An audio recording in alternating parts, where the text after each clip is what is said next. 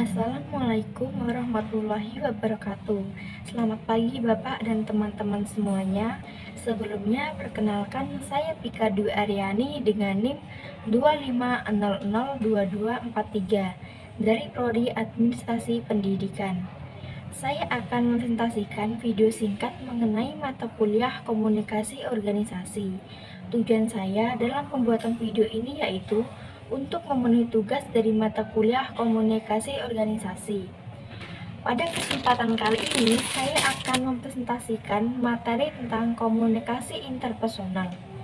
Komunikasi interpersonal merupakan hal yang sangat penting dalam kehidupan kita sehari-hari. Karena melalui komunikasi inilah kita bisa saling memahami, bekerja sama, membangun hubungan yang baik dengan orang lain.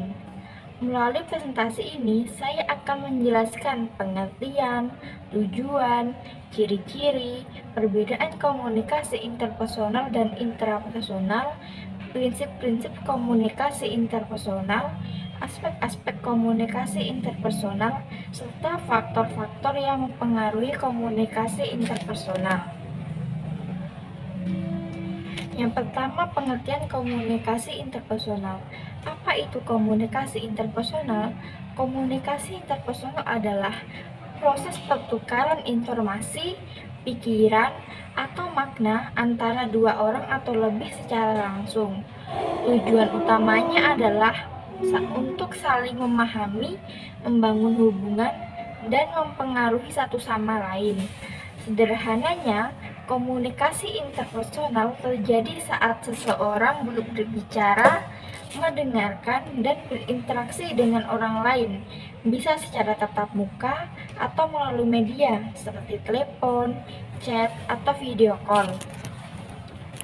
Menurut Erwin Pes, komunikasi interpersonal adalah proses pertukaran informasi, perasaan, dan makna antara dua orang atau lebih melalui pesan verbal maupun nonverbal.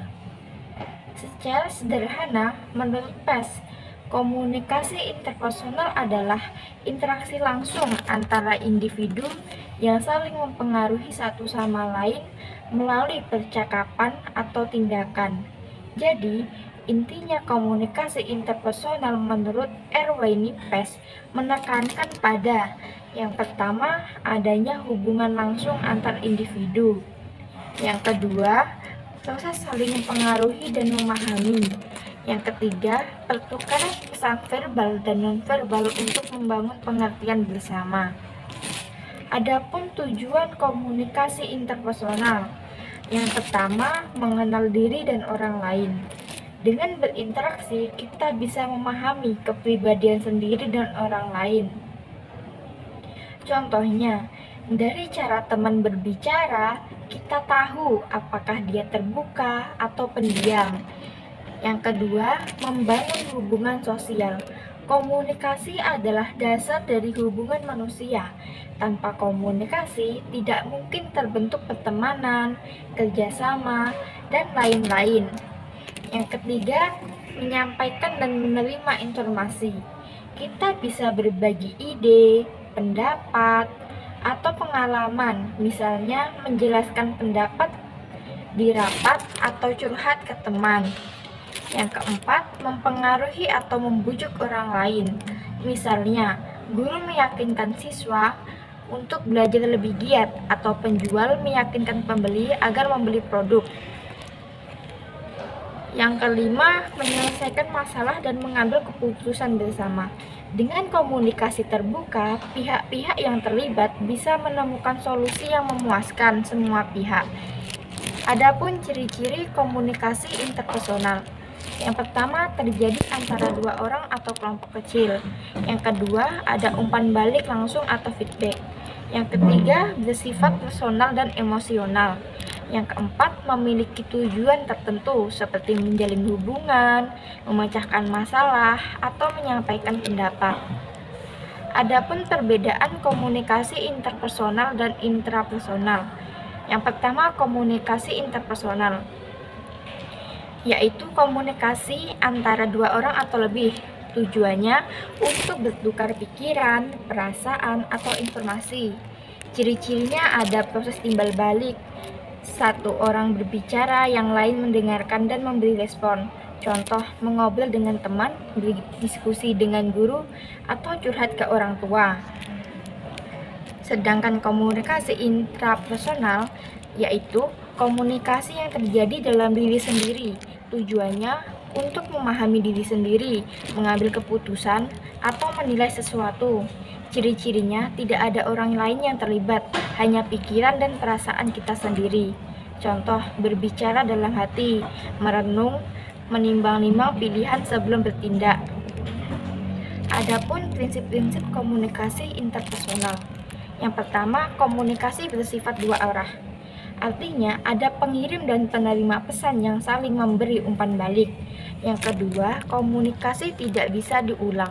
Sekali kata diucapkan, tidak bisa ditarik kembali, maka penting untuk berhati-hati dalam berbicara.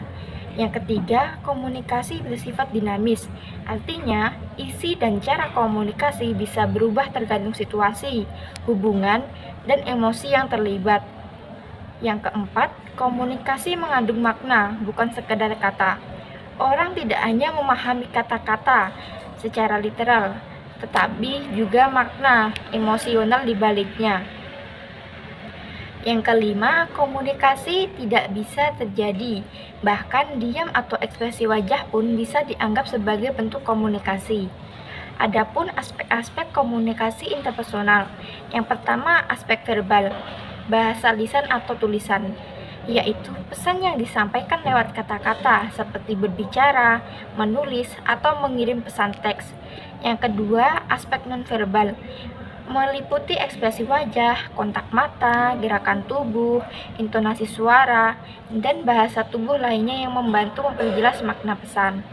Yang ketiga, aspek emosional. Emosi berperan besar dalam komunikasi interpersonal. Ketulusan, empati, dan sikap menghargai akan membuat komunikasi lebih efektif. Yang keempat, aspek kontekstual. Komunikasi juga dipengaruhi oleh konteks, misalnya tempat, waktu, dan hubungan antara pembicara dan pendengar. Yang kelima, aspek sosial dan budaya. Nilai dan norma sosial menentukan bagaimana seseorang berbicara, bersikap, dan menafsirkan pesan. Adapun faktor-faktor yang mempengaruhi keberhasilan komunikasi interpersonal. Yang pertama, kepercayaan. Komunikasi akan berjalan baik kalau ada rasa saling percaya antara dua orang. Kalau tidak ada kepercayaan, orang cenderung menutup diri atau ragu untuk jujur. Contoh, kamu lebih nyaman bercerita pada teman yang bisa menjaga rahasia. Yang kedua, perilaku suportif. Bersikap mendukung dan tidak menghakimi membuat orang lain merasa aman untuk berbicara. Kalau lawan bicara merasa diserang, komunikasi bisa terhenti. Contoh, mendengarkan dengan empati dan memberi semangat saat teman curhat. Yang ketiga, keterbukaan. Keterbukaan berarti mau jujur dan mau menerima pendapat orang lain. Kalau dua pihak sama-sama terbuka, komunikasi akan lebih lancar dan jujur. Contoh, mengatakan pendapat dengan sopan tanpa takut ditolak. Yang keempat, persepsi interpersonal. Setiap orang punya cara sendiri melihat dan menilai orang lain. Perbedaan persepsi bisa membuat pesan disalahpahami, jadi penting untuk saling memahami dulu. Contoh, seseorang bisa mengira nada bicaramu marah, padahal kamu hanya sedang serius. Yang kelima, konsep diri positif. Orang punya rasa percaya diri dan menghargai dirinya sendiri biasanya lebih mudah berkomunikasi dengan baik. Contoh, jika kamu yakin dengan dirimu, kamu akan berani menyampaikan pendapat tanpa takut salah. Yang keenam, atraksi interpersonal.